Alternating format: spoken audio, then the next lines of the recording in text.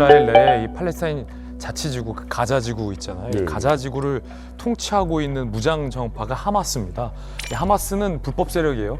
전 세계가 테러리스트로 규정하고 있는 집단입니다. 근데 이 하마스가 가자지구를 점령하고 있는 그런 상황이라 이스라엘군이 가자지구를 공격하고 있는 건데 이 전쟁이 길어지면서 애꿎은 민간인 이 팔레스타인 주민들의 피해를 우리 영상으로 봐서 네. 이스라엘 네타냐후 총리가 국제사회의 비판의 목소리를 받고 있죠.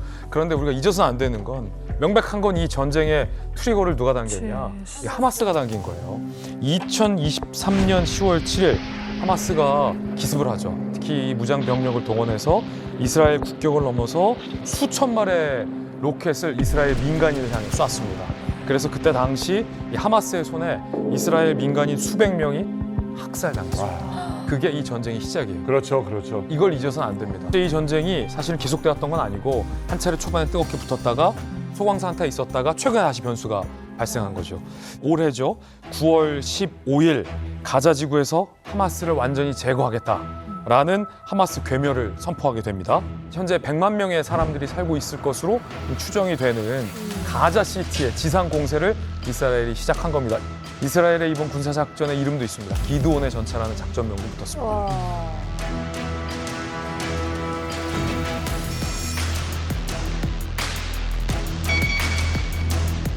자, 근데 하마스를 괴멸시키겠다.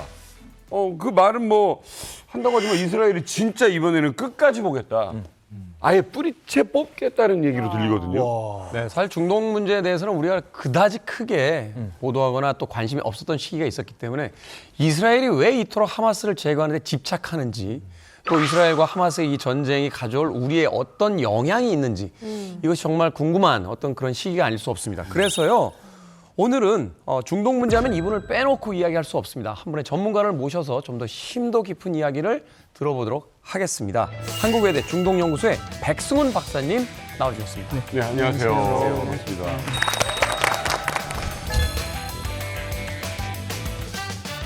박사님 이제 궁금한 게 또 이스라엘은 왜 이렇게 하마스를 뿌리째 뽑으려고 하는 거예요? 이렇게 보시면 될 것 같습니다. 10월 7일 테러 그 작전으로 인해서 말씀하신 251명의 인질이 잡혀갔는데 네. 이게 이스라엘의 집단 트라우마를 건드린 겁니다. 어떤 트라우마예요? 왜냐하면 그게 이제 남녀노소 어린아이들부터 늙은 노인까지 잡혀갔거든요. 무장단체 세력에. 그게 어떻게 보면 홀로코스트 때 그러네요. 이스라엘인들이 끌려가던 유대인들이 끌려가던 그거가 직접 이렇게 딱 트라우마가 딱 된 겁니다. 그래서 안보 정책의 패러다임이 바뀝니다. 뭐라고 얘기를 하냐면 다시는 10월 7일 사건을 우리가 다시 나타나게 안 할 거다. 이게 핵심이 되다 보니까 네. 이게 모든 정책이 강경하게 갈 수밖에 없고 그다음에 또 이런 것도 있습니다. 이스라엘 국민들이 상당히 민주주의적인 국민이거든요. 네타냐후에 대한 비토나 이런 것도 많은데 이 의제에 한해서는 하마스에 대해서는 우리가 좌시하지 않겠다. 이게 대동단결이 된 거죠. 두 번째는 이겁니다. 이게 그 집권 세력 플러스 그 우파 세력이 역사상 이렇게 하마스를 끝장을 낼 수 있는 상황까지 온 그리고 지금 국제사회나 국내 정치적으로 이렇게 유리한 상황이 만들어지지 않았습니다. 단순히 사우디아라비아, 이집트 소위 말해서 전통적으로 팔레스타인을 도와줬던 세력뿐만 아니라 네. 레바논의 헤즈볼라 그러니까 그 삐삐 그 테러 이런 것들을 통해서 헤즈볼라의 지도자 나스랄라도 제거됐고 우리가 아는 이란도 지금 6월 13일에 벌어졌던 12일 전쟁을 통해서 네. 이란의 방공망이 다 무너졌거든요. 그래서 지금 제공권은 다 이스라엘이 갖고 있습니다. 국제 정치 관계학자 상에서 팔레스타인을 도와줄 수 있는 사람이 단 하나도 없다라는 거예요. 이거구나. 그러니까 지금 그 상황이니까 지금 좋은 시기다. 그렇죠. 그러면 이스라엘 입장에서는 이때 내가 밀어봤자 아무도 찍소리 못하게 보낼 수 있는데 사면초가 상황인데 네. 왜 우리가 주저하느냐. 그게 이제 국제정치학적으로 그 한 상황이 있는 거고 그래서 지금 쇳불도 단김에 뺀다고 지금 이 상황이 놓치면 절대 더 유리한 상황이 오지 않을 것 같다 하고 국제사회의 그 비난은 있지만 이때 끝장을 보겠다고 이제 끝까지 밀어붙이고 있는 거라고 보시면 됩니다. 눈에 가시 같은 하마스를 뿌리째 뽑겠다. 이것이 이스라엘의 목적인 것은 알겠는데 네타냐후는 지금 왜 저러고 있느냐 말이죠. 우리는 이것도 궁금해할 필요가 있어요. 자연인으로서의 네타냐후는 1976년에 엔테베 공항 인질 구출 작전의 지휘자로 투입됐던 형이 팔레스타인 무장 세력에게 목숨을 잃습니다. 자신의 형이었자 스승이었다고 얘기를 하거든요. 그때 완전히 큰 상처를 하나 가지게 되고요. 네타냐후가 지금 6번째 총리를 16년째 하고 있어요. 16년째요? 16년째 지금 하고 있는 거예요. 대단했네요. 그래서 그 이후로 어떤 신념을 가지냐 하면 종교적인 신념을 언급하지 않을 수가 없는데 성경에 보면 민수기에 이런 얘기가 나와요. 그들이 거하는 곳에서 뿌리채 뽑지 않으면 그 가시가 너희들의 눈과 옆구리를 찌르게 될 것이다. 와, 진짜. 그런데 여기에 대한 해석이 네타냐후의 입에서 나왔어요. 2025년 2월 달에 복수의 하나님을 자신은 믿는다고 외치면서 우리는 그 비열한 살인자들과 계산을 끝내겠습니다라고 공언을 했습니다. 와. הוא מחייב אותנו לבוא חשבון עם המרצחים השפלים. ונבוא איתם חשבון. אל נקמות אדוני, אל נקמות הופיע. נשמיד את הרוצחים, נחסל את החמאס. 결국 네타냐후 개인이 갖고 있는 그 복수심, 그 자신이 갖고 있는 신념 때문에 하마스를 반드시 가자 지구에서 완전히 제거할 것이다. 정치적 입장으로도 꼭 그럴 수밖에 없는 상황이네요, 거기는. 그러니까 한 민족을 완전히 절멸시키겠다라는 거거든요. 왜냐하면 하마스만을 절멸시켜서는 안 되는 겁니다. 왜냐? 하마스라는 사람들이 왜 그렇게 과격해지냐 그 이유가 다 있거든요. 유학할 때 옆방 애들이 팔레스타인 애들이거든요. 걔네들 말 들으면 나도 총 들고 나가고 싶어요. 그러니까 복수의 복수잖아요. 내가 살다가 쫓겨난 거니까. 그래서 걔네들한테 물어보니까 돌아갈 생각이냐 그러니까 자기는 안 돌아갈 거라고. 왜냐면 거긴 희망이 없다 그러더라고요. 그런 절망 상태거든요. 그러니까 절망에 있는 사람들이 또 하마스를 막 또 지지를 하는 거죠. 그러다 보니까 만약에 지금 하마스를 군사적으로 괴멸시킨다 하더라도 그 민중들의 지지를 받는다면 안 되거든요. 그러니까 여기 자체를 다 없애버려야 되니까 그 방법은 뭐냐면 가자 지구 같은 완전히 점령하고 여기 있는 사람들을 몽땅 몰아가지고 저 인디언 보호구역처럼 그러니까 옛날 말하면 이제 강제 수용소죠. 왜냐하면 지금 가자 지구도 전 세계에서 인구 밀도가 가장 많은 데보다 10배가 높거든. 근데 이게 무서운 게요. 역사가 반복되고 또 당한 피해자가 가해자로서 전환되는 게 사실 우리가 그 일본에게 개항을 허가했던 것도 일본이 미국에게 그대로 당했던 방법을 우리나라에 와서 그대로 사용했거든요. 그러니까 결국 이스라엘도 지금 자신들이 나치에게 당했던 방법을 그대로 사용을 하고 있는 거예요. 그렇죠? 역사의 아이러니이자 무서운 점이죠. 그러니까 한 가지는 뭐냐면 지금 6만 명이 죽었거든요. 그 가족들은 어떻게 이 사람들 나중에 뭐가 될까요? 또 하마스 대원이 될 수밖에 없어요. 제가 여기서 조금 하나를 연결하면 하마스를 괴멸한다고 이 세력이 없어지냐? 그렇지 않습니다. 그 뿌리가 왜 근본이 지금 말씀하신 대로 어디서 그 악의 고리가 시작되는지를 풀어내지 않으면 하마스를 죽인다고 해서 또 다른 하마스가 나오지 않느냐? 저는 분명히 나온다고 봅니다. 지금 말씀하시는 6만 8천 명의 죽은 피해자들의 그 가족들 공유하기 때문에 아들이나 형제, 평생 그 친척들 생각할 계속 텐데. 그렇게 될 겁니다. 이게. 아니 그러면 주민들은 대체 어떻게 해야 되는 거예요? 주민들만 불쌍한 거죠. 솔직히 이제 그 이 팔레스타인 문제가 생각보다 굉장히 복잡해요. 그러게. 왜냐면은 2000년 전에 여기가 이제 그 유대인들의 땅은 맞았어요. 그러다가 이제 로마가 여기 작살내면서 유대인들을 다 유럽을 끌고 가요. 그러면서 2000년 동안 소위 여기서 이제 팔레스타인인들이 쭉 살아왔어. 그러다가 2000년 만에 1948년도 즈음 해가지고 유대인들이 다시 돌아와가지고 2000년 전에 여기 우리 땅이었으니까 땅 내놔라. 그래서 2000년 만에 돌아와서 야 2000년 전에 우리 땅이니까 방 빼. 팔레스타인인들은 2000년 동안 우리 살아왔다. 못 빼. 가장 빨리 민간인들을 이른바 속에 그러니까 방을 빼게 만드는 방법은 안타깝게도 최대한 피해가 많이 나게 하는 방법을 쓰는 거예요, 지금요. 일단은 가자시티에 있는 팔레스타인 주민에게 떠나라 하고 경고를 해요. 그런 다음에 이스라엘이 12층짜리 타워를 시작해가지고 고층 빌딩만 전투기를 보내가지고 이제 그 공습을 해서 파괴를 합니다. 지금 보시는 거 같죠.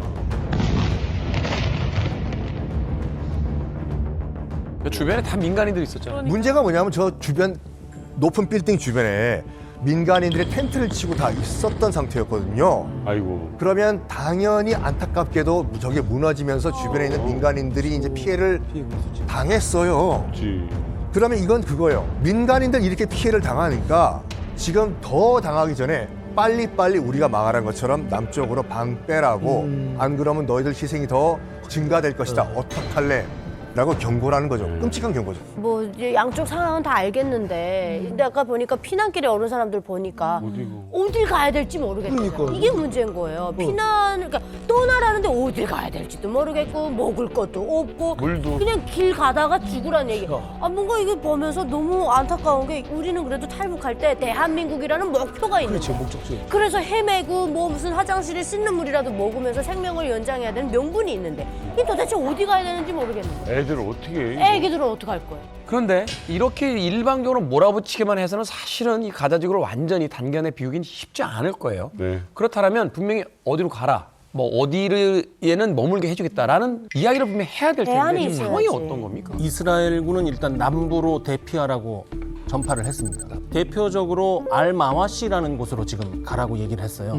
그 일대에 텐트, 구호품, 의료 시스템 등을 준비해 놨으니까 그곳으로 가라고 얘기를 했는데 네. 여기를 인도주의 구역이라고 했고 기본적으로 살 수 있는 곳이라고 했지만 이미 포화 상태입니다. 유엔 인권국에서는 비인간적인 환경이라고 얘기를 했는데 그것은 예를 들자면 700명이 화장실 하나를 공유합니다. 그러니까 이 대소변은 어떻게 할 거예요? 그러니까요. 그들을 포위하고 몰이해서 집결시키죠. 그리고 다른 곳으로 이동시킵니다. 그 다음에 이 가자지구 같은 곳이 비잖아요. 그러면 거기에 있는 정치, 문화, 역사, 그들의 정체성이 있을 만한 것을 다 없애요. 그러고 나면 가자지구에서 어떤 곳으로 떠난 이 사람들은 남아있을지라도 그들의 삶의 모든 시공간이 없어지기 때문에 결국은 결과적으로 민족이라든지 집단이 해체가 되는 겁니다. 소멸되는 거예요. 그래서 전쟁이 끝난 다음에 어디로 집합을 하라라고 이스라엘 국방장관이 선언을 했냐면 저 지도 보십시오. 라파라고 보이죠? 네. 이집트와 그 가자 지구 사이 경계 국경 이른바 국경지대에 있는 거기요. 거기에 다 모여라. 200만 명을 수용하겠다라고 밝혔어요. 근데 저 라파라는 지구가 얼만큼 큰 곳인가? 종민 씨, 예. 천지종민 씨, 예. 한번 상상해 보십시오. 얼마나 큰 곳이길래 200만 명을 수용한다라고 200만 생각했을까요? 200만 명. 100만 명? 좀 허벌판처럼 좀 땅이 좀 있지 않을까요? 대략 어느 도시 우리나라에? 대전이요. 대전. 대전이면 200만 정도가 근데 저 라파 지구가 현재 도시 면적이 64평방킬로미터인데 이러면 감 안 잡히시죠? 우리 한국인은 축구장으로 비교하잖아요. 축구장 나가요.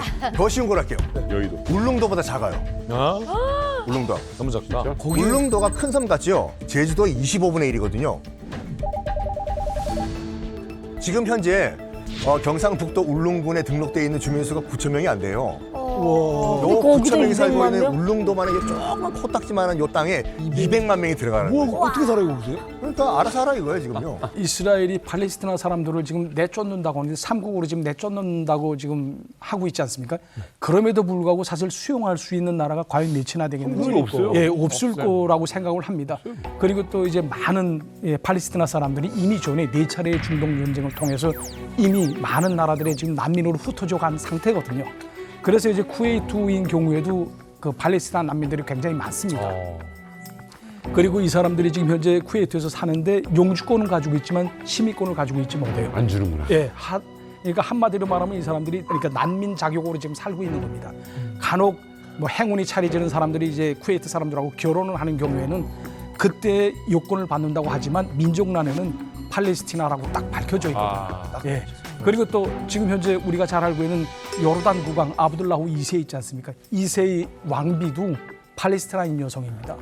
예. 그럴 정도로 지금 현재 그 요르단, 뭐 레바논, 시리아, 이집트 이 주변 나라들의 팔레스티나 사람들이 굉장히 많이 난민으로 있습니다. 그렇겠다. 예, 그렇기 때문에 이젠 수용할 수 있는 능력이 다 오버됐습니다. 거기다 왜 또 그러냐면 요르단 또 레바논인 경우에는 시리아 난민들이 굉장히 많거든요. 예, 그러니까 이 팔레스티나 난민들뿐 아니라 시리아 난민을 비롯해서 난민들이 넘쳐납니다. 과연 팔레스타인은 국가인가 아닌가?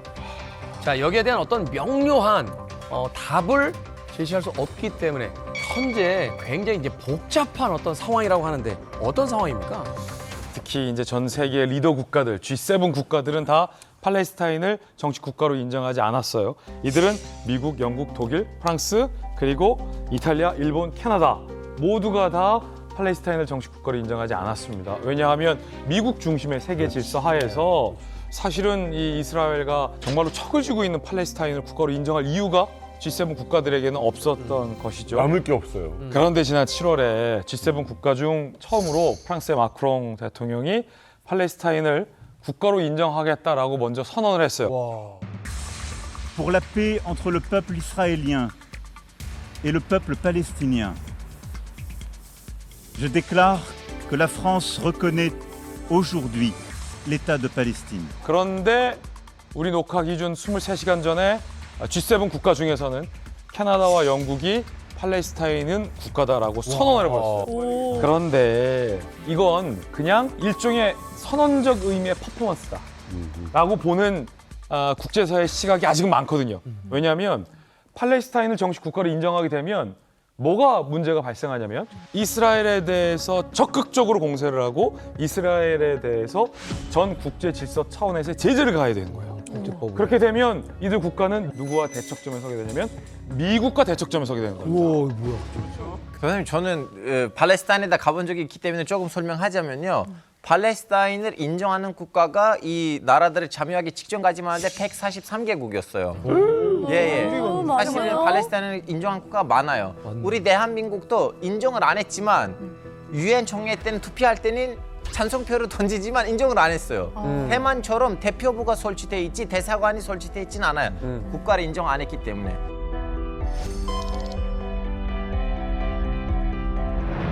팔레스타인이 정식 국가로 인정을 받아요. 많은 이들이 진짜 인정받으면 뭐가 달라지는 겁니까? 첫 번째는 정식 회원 국가가 되면 유엔에서 선거권, 피선거권이 생기는 거예요. 투표권 같은 거. 그렇죠. 국제사회에서 비로소 내 정치를 할 수 있게 되는 거죠.